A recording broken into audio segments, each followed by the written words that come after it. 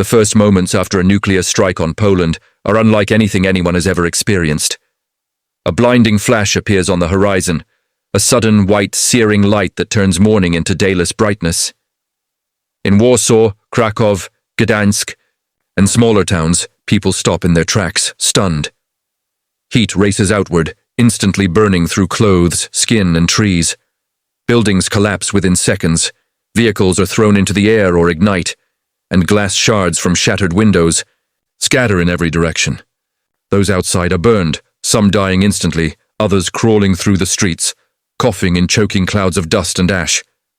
Communication collapses, cell towers are destroyed, electricity grids fail, and internet connections vanish. Emergency. Services are paralyzed, unable to respond to the scale of destruction. Hospitals quickly fill with casualties, staff improvising treatment with dwindling supplies. Families search desperately for loved ones, calling out through smoke-filled streets, but finding only silence. The mushroom cloud rises rapidly, sending radioactive fallout drifting on the wind. The particles settle on streets, rooftops, and farmland, invisible yet deadly, threatening anyone who breathes them. Outside Poland, neighboring countries notice unusual flashes and smoke columns, triggering panic. Social media erupts with videos and images, blurry but terrifying, as governments confirm that Poland has been struck by a nuclear weapon. Military commands across Europe enter high alert. Intelligence agencies scramble to analyze satellite feeds, radar logs, and missile trajectories. Leaders meet urgently, weighing retaliation, escalation, and humanitarian responses. Citizens in bordering countries panic, emptying supermarkets, pharmacies, and gas stations. Families flee urban centers, forming chaotic traffic jams. Parents shield children, trying to avoid exposure to fallout. In Poland, towns outside the epicenter feel shockwaves, fires, and collapsing infrastructure. Roads are clogged with abandoned cars, bridges partially collapsed. Fires rage uncontrollably, with firefighters unable to contain them due to damaged equipment. Rescue teams move cautiously, aware of high radiation levels, searching for survivors. Hospitals in less damaged regions are overwhelmed with wounded and contaminated people. Medical staff work non-stop, treating burns, fractures, and early radiation sickness. Families gather in basements, shelters, or improvised safe zones, sharing.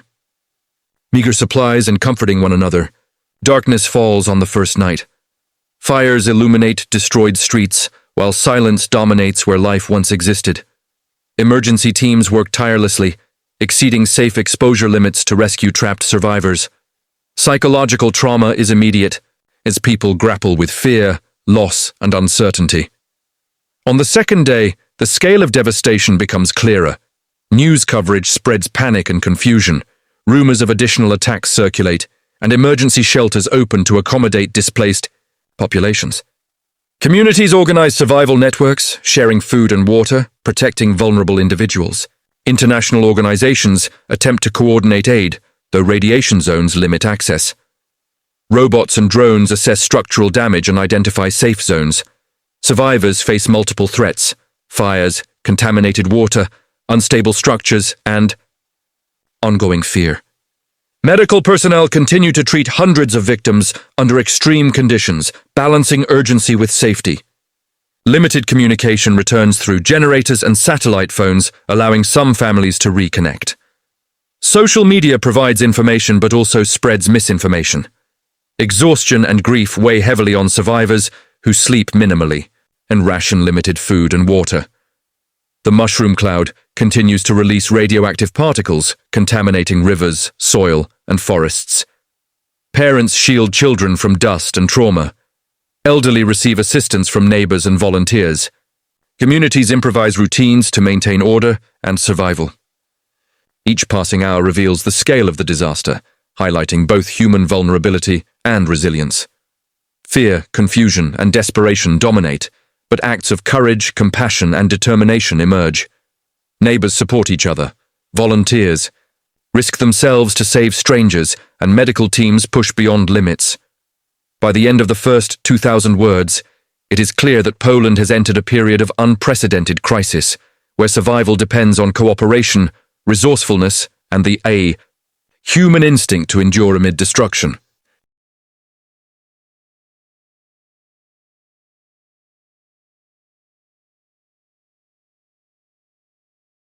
As the 72-hour mark approaches, the struggle for survival intensifies. Fires continue to burn across cities and towns, releasing smoke that obscures the sun and complicates rescue efforts. Fallout spreads further, carried by wind, to areas outside the immediate blast zone. Residents in contaminated regions remain indoors, covering windows and doors, rationing food and water, and attempting to maintain basic hygiene. Those who venture outside risk exposure to radioactive particles, causing nausea, vomiting, weakness, and burns that appear hours after contact.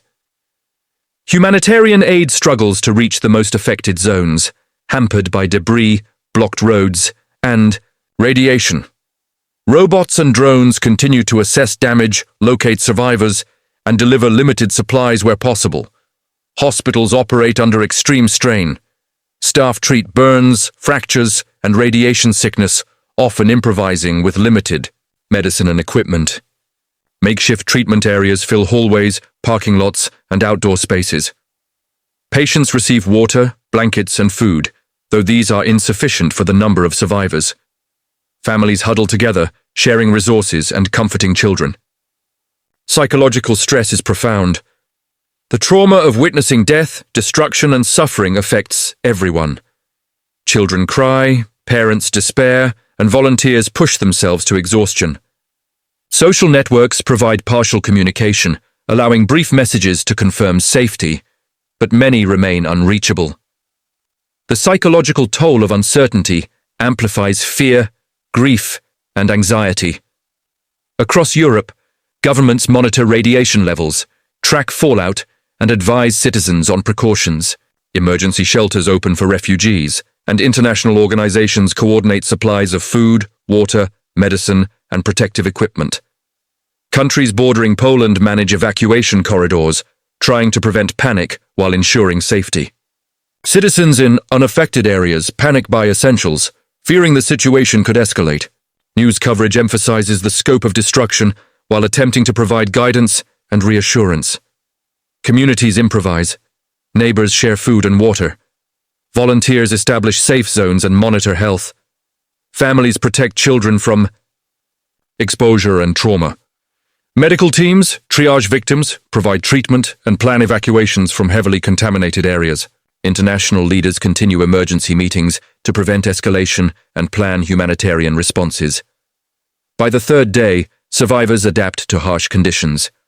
Small communities form routines, allocating limited food and water, rotating watch, shifts for safety, and monitoring health. Psychological resilience becomes as critical as physical survival. Parents comfort children, volunteers risk exposure to deliver aid. Medical personnel continue providing care under extreme conditions. Fires still burn, smoke and dust persist, and roads remain blocked. The scale of destruction overwhelms infrastructure, yet human determination persists. Communication slowly improves in select areas, providing hope and connection. Survivors continue to search for missing relatives, retrieve supplies, and help the injured. The threat of radiation shapes every movement. Contaminated water sources, soil, and air remain hazards.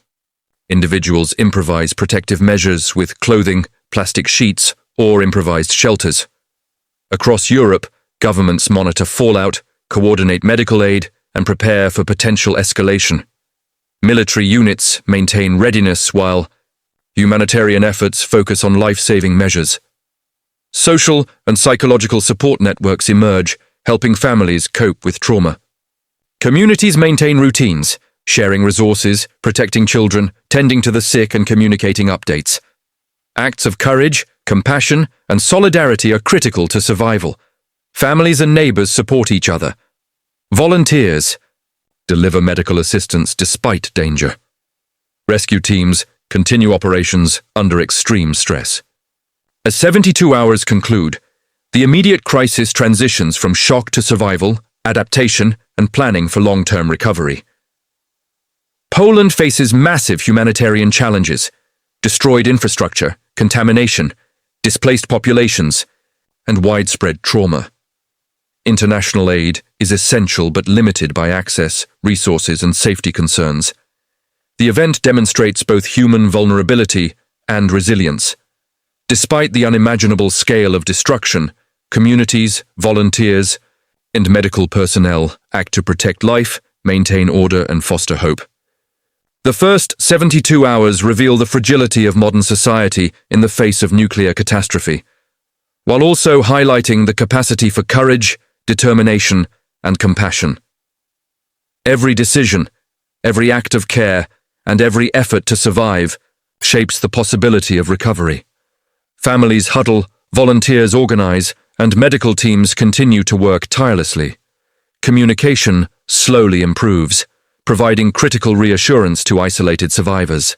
Across Europe, governments coordinate response, monitor radiation, and manage potential fallout. Communities adapt, creating survival routines, allocating resources, and protecting the most vulnerable. Acts of bravery and compassion persist amid devastation. By the end of the 72-hour period, the scope of destruction is undeniable, yet human resilience is evident. Survivors continue to endure fires, radiation, scarcity, and trauma. Families protect children, volunteers provide assistance, and medical teams tend to both physical and psychological needs. The first 72 hours after the nuclear strike are a testament to human survival, resilience, and cooperation. Poland faces an unprecedented crisis, but amid destruction, the instinct to survive and care for others persists. These hours mark the beginning of a new reality, one where survival depends on courage, adaptation, and the unyielding human spirit in the face of catastrophe.